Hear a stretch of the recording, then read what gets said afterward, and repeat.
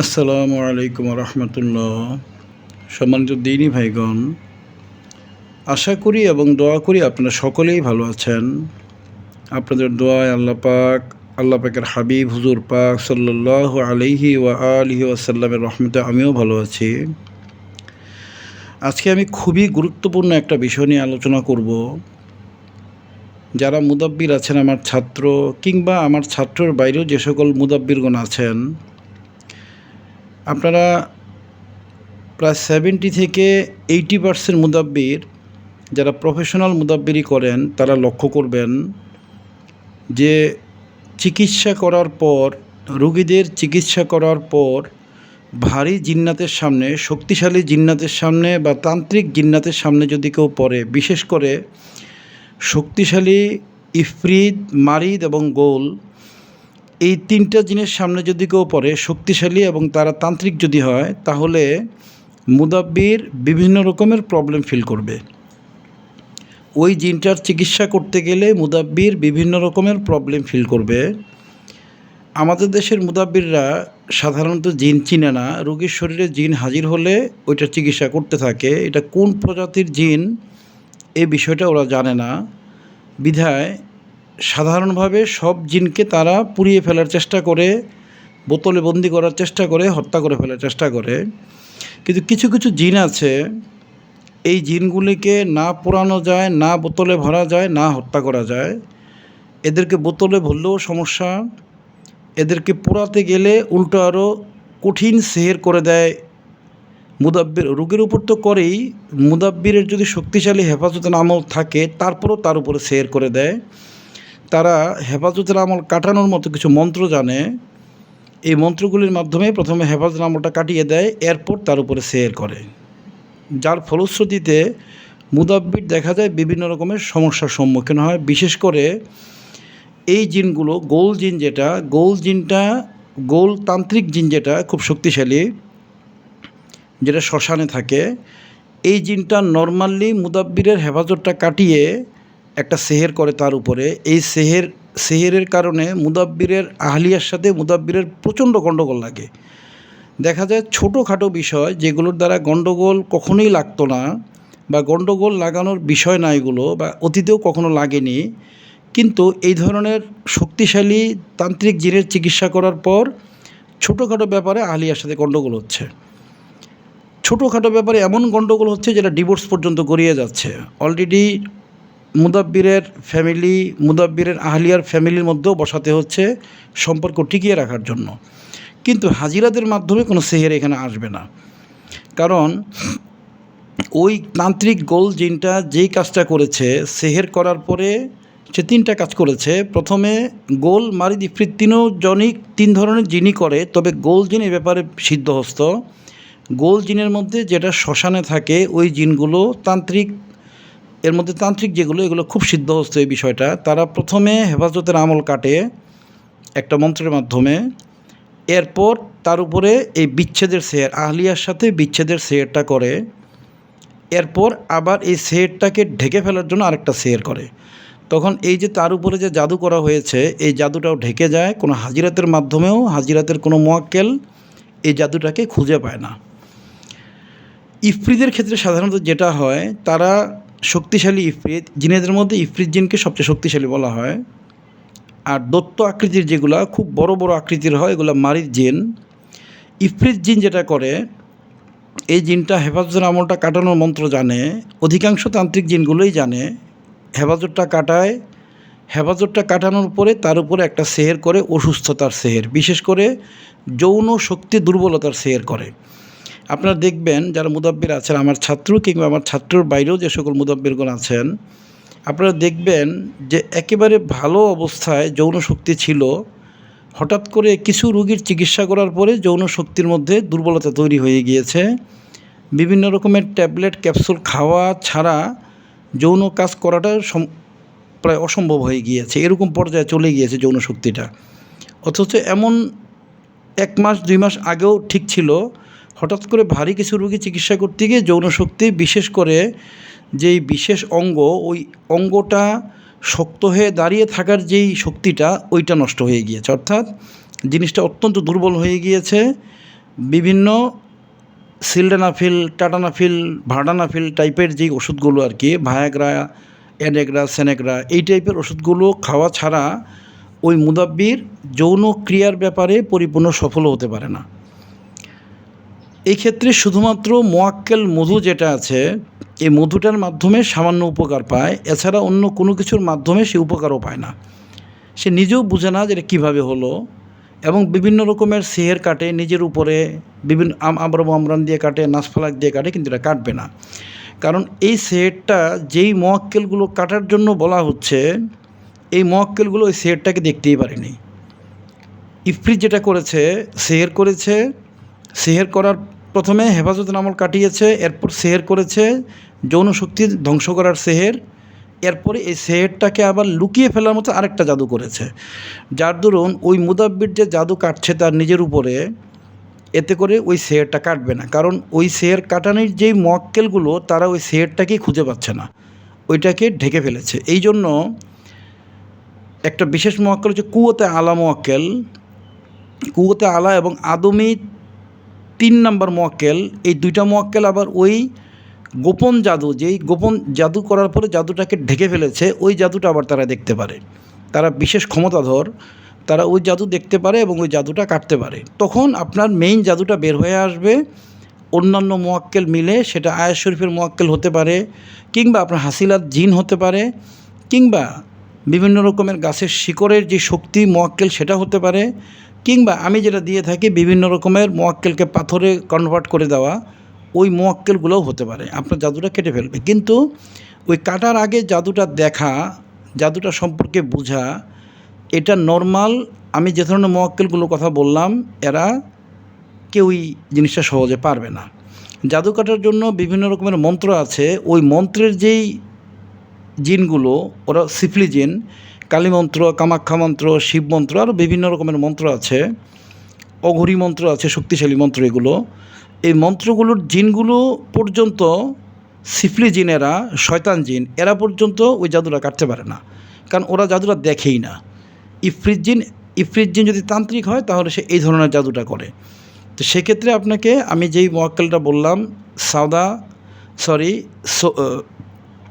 কুওতে আলা মোয়াক্কেল এবং আদমি 2 এবং 3, এই 3টা মোয়াক্কেলকে আদেশ দিয়ে আগে জাদুটা যেন দেখা যায়, জাদুর পর্দাটা সরিয়ে দিতে হবে, ধ্বংস করে দিতে হবে, এরপর জাদুটা দেখা যাবে। এরপর ওই জাদুটাকে ধ্বংস করতে হবে আয়াত শরীফের মোয়াক্কেল, কিংবা শিকড়ের মোয়াক্কেল, কিংবা পাথরের মোয়াক্কেল, কিংবা বিভিন্ন পানি পড়া বা ইত্যাদি ইত্যাদি ইত্যাদির মাধ্যমে।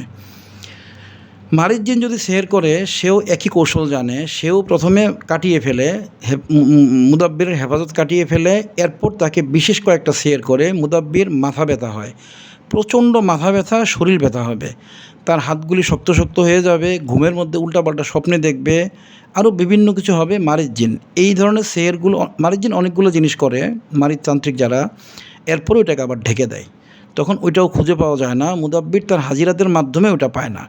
সেক্ষেত্রে আমি যে মোয়াক্কেলগুলো বললাম, ওই মোয়াক্কেলগুলোর মাধ্যমে আগে সেহেরের উপরের ঢাকনাটা ধ্বংস করে দিতে হবে, এরপর সেহেরটা বের হয়ে আসবে, এরপর সেহেরটাকে ধ্বংস করবে।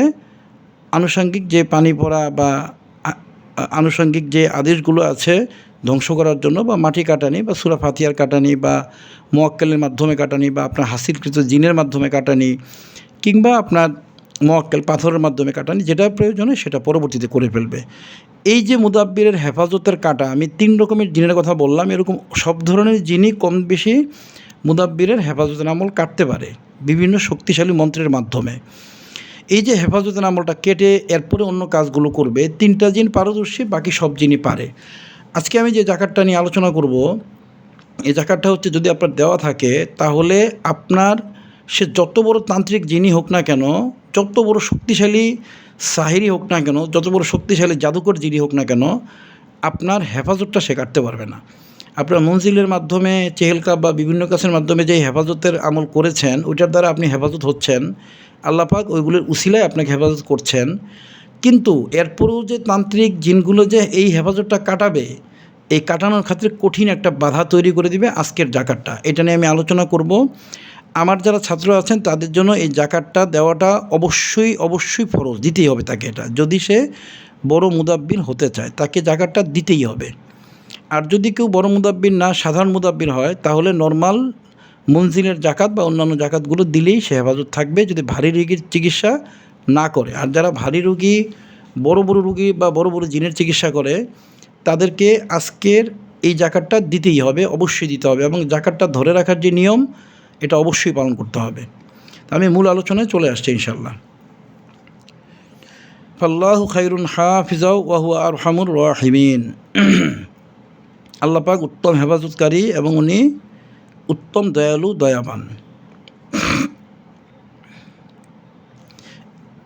এই আয়াত শরীফের জাকাত প্রয়োগ ও বামওয়াক্কেল হাসিল, এটার মাধ্যমে বামওয়াক্কেল হাসিল করা যায়, হেফাজতের মোয়াক্কেল। তো এটা যারা খুব বড় আমেল তাদের এটা হাসিল করতে হয়, আর যারা খুব বড় আমেল না তাদের এটা হাসিল করা প্রয়োজন নেই। এই মোয়াক্কেলটা সাধারণত কোনো কাজ করে না, শুধু আপনার হেফাজতটাকে প্রোটেকশন রাখে। এই জন্যই মোয়াক্কেলটা খুব জরুরি না।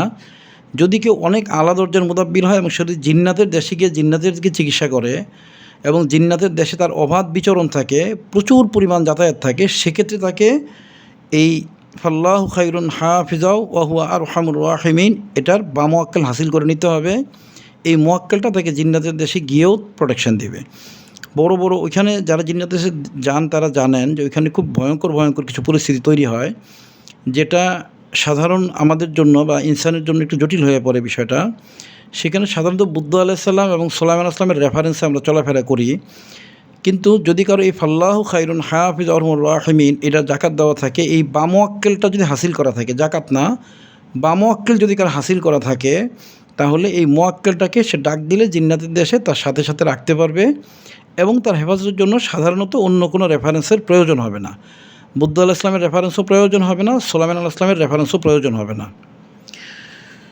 জাকাত 41 দিন 3125 বার যে কোনো বৃহস্পতিবার থেকে শুরু করে পড়লেই জাকাত আদায় হয়ে যাবে। এটা চাঁদের প্রথম বৃহস্পতিবার শর্ত না, যে কোনো বৃহস্পতিবার থেকে, বৃহস্পতিবার দিবাগত রাত থেকে, সন্ধ্যার পর আর কি রাত, এই দিবাগত রাত থেকে শুরু করে 41 দিন 3125 বার করে আদায় করলে এটা জাকাত আদায় হয়ে যাবে। অথবা যদি আপনি মনে করেন যে না, এভাবে আমার জন্য সমস্যা হচ্ছে, সময় নেই রাতের বেলা, সেক্ষেত্রে আপনি 5 ওয়াক্ত নামাজের পর ভেঙে 200, 300, 400, 500 করে আপনি যেটা সুবিধা হয় ওইভাবে করে 3125 বার প্রতিদিন পড়তে হবে। 500 করে এক সুবে সাদিক থেকে পরবর্তী সুবে সাদিক পর্যন্ত, এক সুবে সাদিক থেকে পরবর্তী সুবে সাদিক পর্যন্ত 3125 বার পড়লেও জাকাত আদায় হয়ে যাবে। একটা কথা আপনারা বলবেন যে ওস্তাদজি, মাগরিব থেকে, মাগরিব তো আরবি দিন ধরা হয়, তাহলে এক সুবে সাদিক থেকে আরেক সুবে সাদিক কেন বললেন আপনি? আরবিতে 2 রকমের দিন আছে, একটা হচ্ছে শামসি দিন আর একটা হচ্ছে কামারি দিন। আরবি মাসের গণনাটা কামারি হয়, অর্থাৎ চাঁদের গণনা হয়, সেই হিসাবে এক মাগরিব থেকে আরেক মাগরিব হচ্ছে কামারি দিন বা আরবির গণনার দিন। কিন্তু আমালিয়াতের ক্ষেত্রে কিংবা নামাজের ক্ষেত্রে এবং আরও বেশ কিছু ক্ষেত্রে, সেতারার ক্ষেত্রেও এটা প্রযোজ্য, আরও বেশ কিছু বিষয় আছে, এটা আমি ভিডিও দিব পরে, ওইগুলির ক্ষেত্রে এক শোভে সাদিক থেকে শামসি দিন, যেটা শোভে সাদিক মানে হচ্ছে সূর্য চলে এসেছে, শামসি দিন শুরু হয়ে গিয়েছে, এক শামসি দিন থেকে এর পরবর্তী দিন এক শোভে সাদিক থেকে পরবর্তী শোভে সাদিক পর্যন্ত এক শামসি দিন, এবং এক মাগরিবের ওয়াক্ত থেকে পরবর্তী মাগরিবের ওয়াক্ত পর্যন্ত একটা কমারি দিন। এটা মুদব্বিরকে এই জ্ঞানটা রাখা লাগবে। তো জাকাতের ক্ষেত্রে এক সুবে সাদিক থেকে পরবর্তী সুবে সাদিককে কাউন্ট করতে হবে, এক সুবে সাদিক থেকে পরবর্তী সুবে সাদিক পর্যন্ত কাউন্ট করতে হবে। তবে জাকাত শুরু করতে হবে কমারি দিন থেকে, অর্থাৎ মাগরিবের পর থেকে, এবং যে কোনো জাকাতই শেষ করতে হবে সুবে সাদিকের আগে। অর্থাৎ সে জাকাত শুরু করবে মাগরিবের পর থেকেই কমারি দিন হিসেবে, কিন্তু জাকাতটা শেষ করার ক্ষেত্রে সে সুবে সাদিক এর আগেই শেষ করে ফেলবে। যে কোনো জাকাত সুবে সাদিকের পরে গেলে জাকাতটা পরবর্তী দিনে চলে গিয়েছে হিসেবে ধরা হবে, জাকাতটা কেটে যাওয়ার ভয় থাকবে। কিছু কিছু ক্ষেত্রে কেটে যাবে না, অধিকাংশ ক্ষেত্রেই কেটে যাবে। বিষয়টা মুদাব্বিরকে বুঝে আমল করতে হবে। তাহলে আপনি যদি আজকে ধরলাম ফজরের পরে আপনি 500 বার, জোহরের পরে 500 বার, আসরের পরে 500 বার, মাগরিবের পরে 500 বার পড়লেন, তাহলে কতবার পড়া হলো? 2000 বার পড়া হলো। এশার পরে তাহলে আপনি 1125 বার পড়ে ফেলবেন, তাহলেই আপনার 3125 বার পড়া হয়ে গেল। আপনি প্রথম দিন যেভাবে পড়বেন, 200 পড়েন, 400 পড়েন, 300 পড়েন, 500 পড়েন, যেটাই পড়েন, অর্থাৎ যেই সিরিয়ালটা তৈরি করবেন ফজর, জোহর, আসর, মাগরিব, এশার, পরবর্তী 41 দিন ওই সিরিয়ালই আপনাকে জাকাতটা দিয়ে যেতে হবে। প্রতিবার জাকাত শুরু করার আগে, মানে আমল শুরু করার আগে, ফজর, জোহর, আসর, মাগরিব, এশা আমল শুরু করার আগে 11 বার দুরূদ শরীফ পড়ে জাকাতটাকে ব্র্যাকেট দিতে হবে। 11 বার দুরূদ শরীফ আগে, 11 বার দুরূদ শরীফ পরে। অর্থাৎ আপনি সকালবেলা ধরলাম 500 বার পড়লেন, আগে 11 বার দুরূদ শরীফ পড়বেন, এরপর 500 বার পড়বেন, এরপর আবারও 11 বার দুরূদ শরীফ পড়বেন। দুরূদ শরীফ দিয়ে ব্র্যাকেট দিবেন আমলটাকে, এটা আটকিয়ে গেল। আবার জোহরের সময় আপনি 500 বার পড়বেন, আপনি জোহরের সময় আবারও ব্র্যাকেট দিবেন 11 বার যে কোনো দুরূদ শরীফ পড়ে। দুরূদ ইব্রাহিম পড়লে ভালো, না পারলে অন্য যে কোনো দুরূদ শরীফ পড়লেও চলবে। সাল্লাল্লাহু আলাইহি ওয়া আলিহি ওয়াসাল্লাম, এই দুরূদটা পড়লেও চলবে, ছোট দুরূদ এটা আগে 11 বার, পরে 11 বার পরে আবারও আমলটাকে ব্র্যাকেট দিবেন। আসরের পরেও এভাবে ব্র্যাকেট দিতে হবে আমলটা। ব্র্যাকেট না দিলে আমলটা মূল 3125-এর মধ্যে কাউন্ট হবে না, বাইরে চলে যাবে। এই ব্র্যাকেট দিয়ে আপনাকে একেবারে শেষে এশার নামাজের পরে 3125 বার মিলিয়ে ফাইনাল ব্র্যাকেট করতে হবে 11 বার দুরূদ শরীফের মাধ্যমে। তাহলে ওই দিনের মতো 3125 বার আপনার কাউন্ট হয়ে যাবে। কোনোবার যদি আপনি ব্র্যাকেটিং না করেন, দুরূদ শরীফ না পড়েন, তাহলে আমলটা 3125 বারের মধ্যে কাউন্ট হবে না। বিষয়টা বুঝে নিতে হবে। আর যদি কেউ এক বৈঠকে পড়েন এশার নামাজের পরে, সেক্ষেত্রে আমল শুরু করার পূর্বে 11 বার দুরূদ শরীফ এবং 3125 বার আমল শেষ করে আবারও 11 বার দুরূদ শরীফ পড়লেই আমলটা হয়ে যাবে, কাউন্ট হয়ে যাবে, 3125 হিসেবে কাউন্ট হয়ে যাবে। জাকাত ধরে রাখা। প্রতি ওয়াক্ত ফরজ নামাজের পর মুনাজাতের সময় আয়াত শরীফটি 7 বার পড়তে হবে, আজীবন আমলটি করে যাবে। প্রতি ওয়াক্ত নামাজের পর আপনি যখনই নামাজ পড়বেন, একাকী পড়েন, জামাতে পড়েন, নিজে নামাজ পড়েন, নিজে জামাত করেন, কিংবা আপনি ইমামতি করেন, সাথে লোকজন আপনার সাথে জামাত পড়ে, যেটাই হোক না কেন, আপনাকে মুনাজাতের সময় আগে একবার দুরূদ শরীফ পড়ে ফাল্লাহু খায়রুন হাফিজা ওয়া আরহামুর রাহিমিন, এটা 7 বার পড়তে হবে। এরপরে আরও একবার দুরূদ পড়তে হবে মুনাজাতের মধ্যে। ইনশাল্লাহ এই আমলটা যদি আপনারা ধরে রাখেন, যদি কারো আমি প্রথমে যে সমস্যাগুলো বললাম, ভারী রোগী চিকিৎসা করার কারণে ঘুমের সমস্যা হয়, অসুস্থতা হয়ে গিয়েছে, রাতে ঘুম নষ্ট হয়ে গিয়েছে, বিভিন্ন রজাত প্রবলেম হচ্ছে, কিংবা যৌন শক্তি প্রবলেম হয়ে গিয়েছে, কিংবা আহলিয়ার সাথে প্রচুর গণ্ডগোল লেগে গিয়েছে, ছোটোখাটো বিষয় থেকে ডিভোর্স পর্যন্ত চলে যায়, আপনারা এই আমলটা করার পরে প্রতিদিন প্রতি ওয়াক্ত নামাজের পরে 7 বার করে ফাল্লাহু খায়রুন হাফিজা ওয়া আরহামুর রাহিমিন পড়বেন।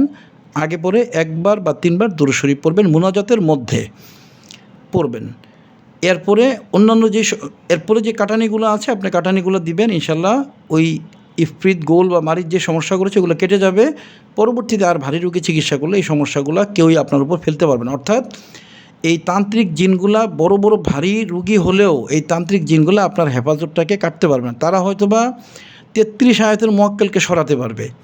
তারা যে ধরনের তন্ত্র জানে, বিশেষ করে কালী এবং কামাখ্যা শাস্ত্রে যে মন্ত্রগুলো আছে, এই মন্ত্রগুলোর মাধ্যমে 33 আয়াতের মুয়াক্কেলকে কৌশলে সরিয়ে দেওয়া যায়, নাপাক পানি ফেলে, কিংবা বিভিন্ন সেহেরের মাধ্যমে, কিংবা নাপাক অবস্থা তৈরি করে, কিংবা বেগানা মেয়েদেরকে সামনে এনে, কিংবা নাপাক দ্রব্য সারা শরীরে ফেলে, কিংবা নাপাক পানি শরীরে ছিটিয়ে, এটা কৌশলে ওই জিনটা করতে পারে, কিংবা মন্ত্রের মাধ্যমেও করতে পারে।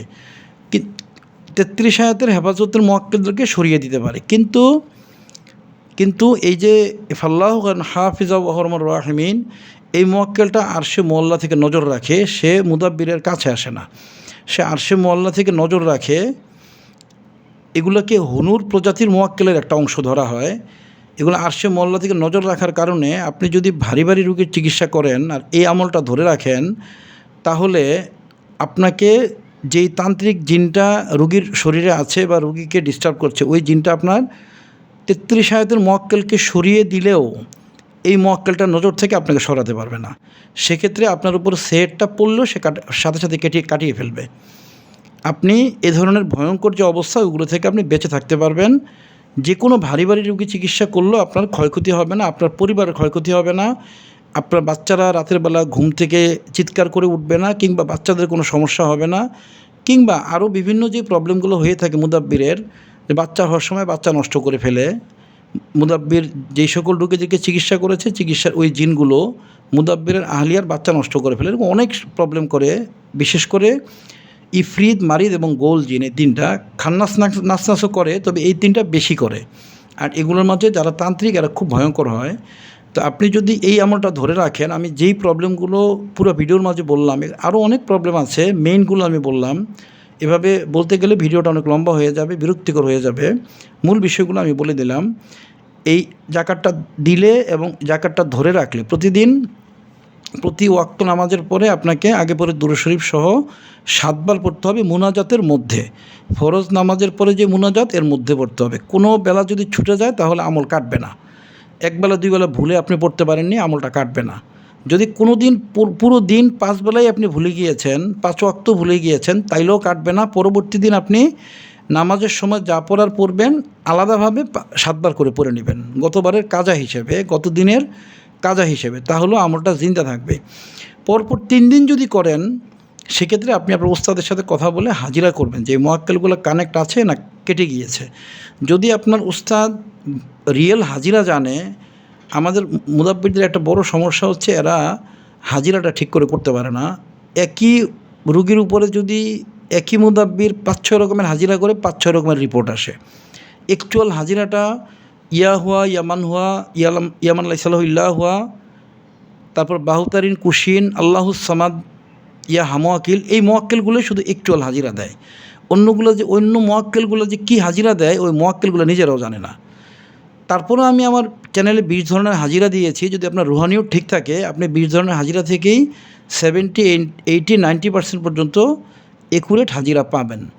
আর যদি আপনি সমুদ্র মোয়াক্কেল হাসিল করে ফেলতে পারেন, সেক্ষেত্রে আপনার নকশা জাগ্রত হবে। ওইখানে হাজিরা বলতে কিচ্ছু নেই, ওইটা আপনাকে পুরো জিনিসটা লাইভ দেখিয়ে দেওয়া হবে। একটা ভিডিও ছাড়লে যেভাবে দেখা যায় ঠিক ওইভাবে লাইভ দেখিয়ে দেওয়া হবে। আপনি যদি নাম, বাবার নাম, মার নাম বলেন, ওই রুগীটা যদি জিন্দা থাকে সেটাও আপনার নকশা দেখিয়ে দিবে, মারা গেলেও ওই নকশাটা দেখিয়ে দিবে।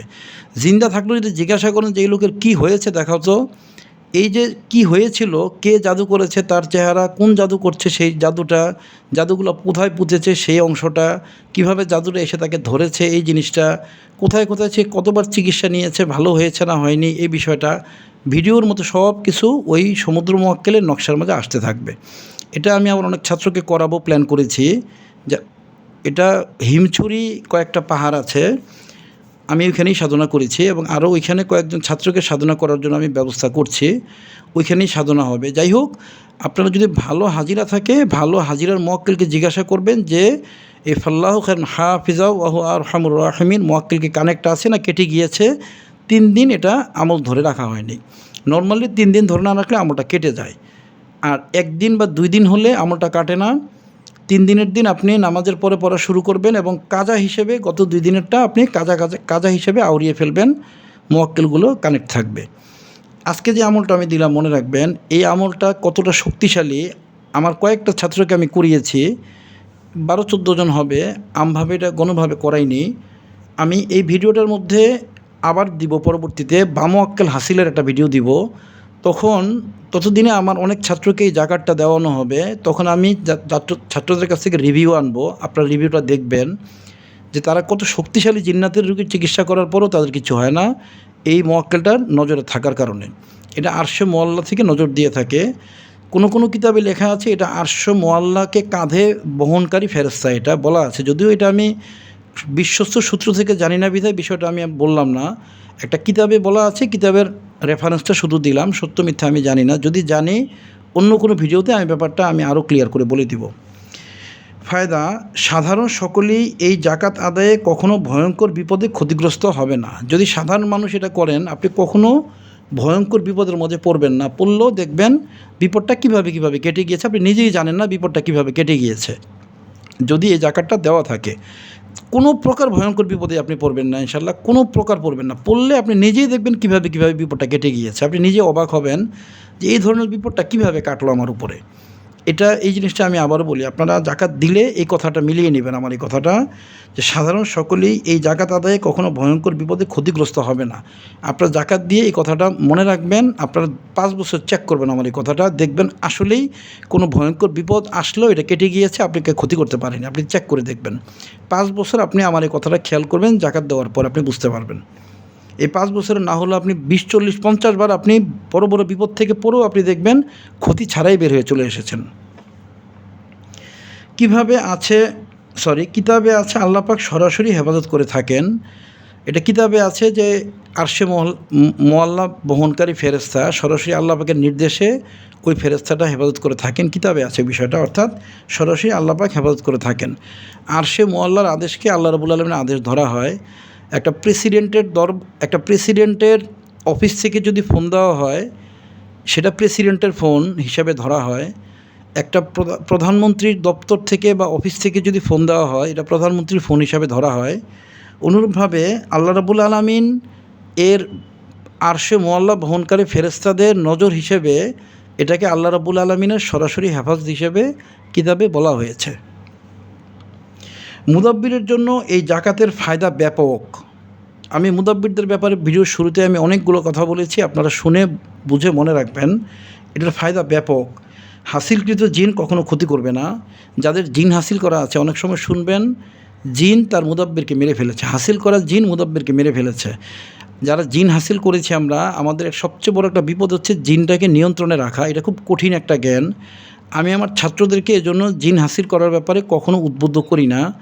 জিন হাসিল করাটা যেমন কঠিন, হাসিল করার পরে জিনটাকে পরিচালনা করা আরও কঠিন। এটা মাঝে মাঝে মুদাব্বিরকে সুযোগ পেলে মেরে পর্যন্ত ফেলে, মুদাব্বিরকে মেরে পর্যন্ত ফেলে রেকর্ড আছে। আপনারা যারা মুদাব্বির আমার ছাত্র, তারা বিভিন্ন জায়গা থেকে শুনবেন, বিভিন্ন ঘটনা শুনতে চাবেন, এই বিষয়টা আপনারা শুনতে পারবেন যে মুদাব্বিরকে তার জিনি মেরে ফেলেছে।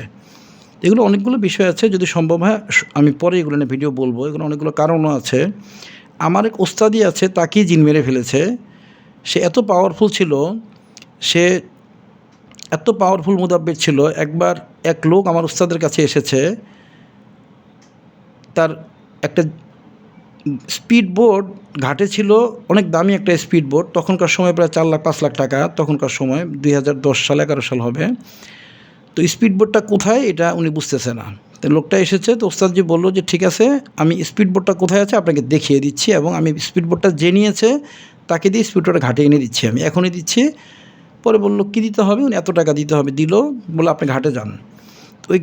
ওই লোকটা যখন চোখ বন্ধ করার পরে দেখলো তার স্পিড বোটটা একটা লোক কোকড়ানো চুল স্পিড বোটটা নিয়ে চালাচ্ছে, কোকড়ানো চুলগুলো কোকড়ানো এবং কালো লোকটা। তো লোকটা চোখ খুলে বললো, হুজুর আমি একটা লোক দেখলাম, আমার স্পিড বোট, কালো একটা লোক, কোকড়ানো চুল।